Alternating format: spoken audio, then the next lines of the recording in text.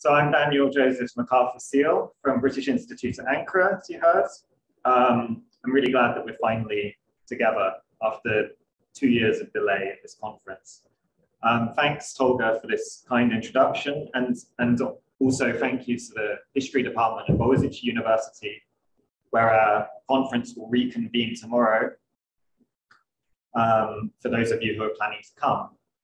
I wanted to take this opportunity to explain how this conference came about and my personal connection to its subject, the occupied city of Istanbul. So as you heard, the conference was intended to be held in 2020 on the centenary of Istanbul's official occupation, but it was postponed due to the pandemic. And we had wanted to take our guests on a tour of the exhibition at SALT at this institution, which was about the Koppe family, a family that had lived through the occupation, which was running at the time. And we're very grateful to SALT Galata, who again offered us this beautiful room, despite the exhibition having concluded some time ago. And if you want to find out more about that exhibition, I'm sure there's information on SALT's website and probably a catalogue available. And I also want to thank the other partner institutions in this conference: the Institut Français des Études Anatoliennes, the American Research Institute in Turkey, for their continued commitment to supporting the organization.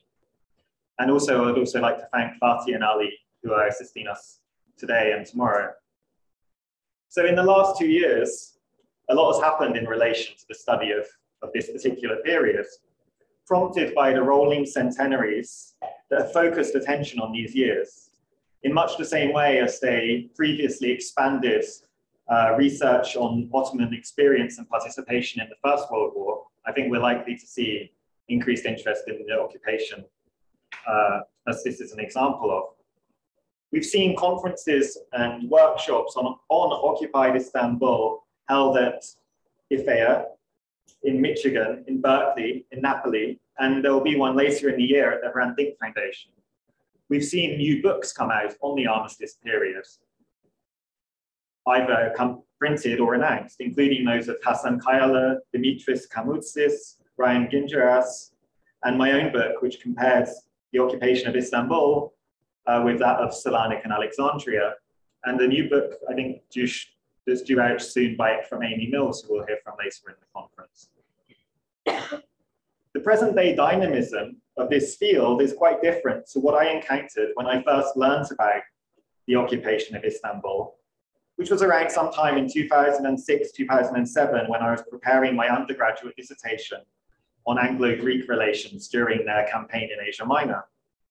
I remember, on first learning about the occupation back then, of being surprised at the extent of Britain's role in the city and how little had been published in English and French, which unfortunately back then were my only research languages, besides a single title from Nabil Gekris and an edited collection prepared by Stefan Gerasimos.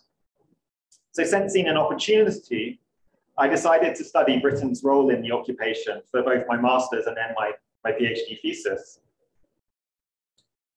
Whereas news from Iraq, Syria, and Palestine had led to continued interest in Britain's past interventions in the Arab provinces of the Ottoman Empire, as this personal story highlights, their semi-colonial presence in the Ottoman capital was and remains virtually unheard of in British public discourse.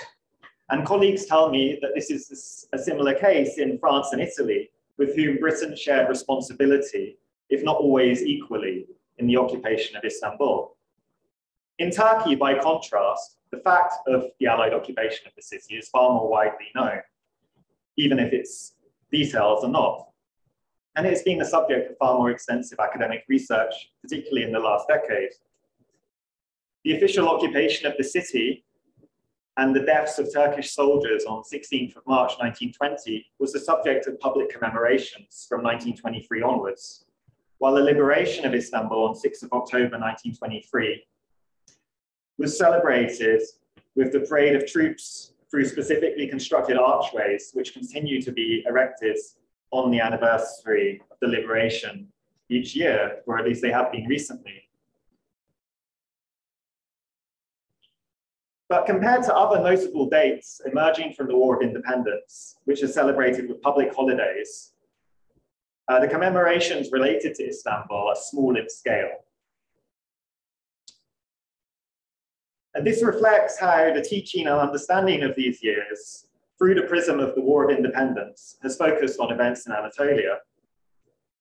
While occupied Istanbul was frequently adopted as a colourful setting for novels, it was not considered the stage on which history was determined. In much of this literature, Istanbulites were portrayed as distant from the national struggle, concerned instead with profiteering and pleasure-seeking, or worse, as collaborators with allied imperialists or the Sultan's government. The first scholarly monograph on the occupied city, written by Hüsnü Himmetolu in the mid-1970s, set out deliberately to counter these aspersions and emphasize the population suffering under occupation and their contribution to the War of Independence. More recent scholars of the period, many of whom are gathered here, have begun to investigate broader aspects of the city's history in the armistice years.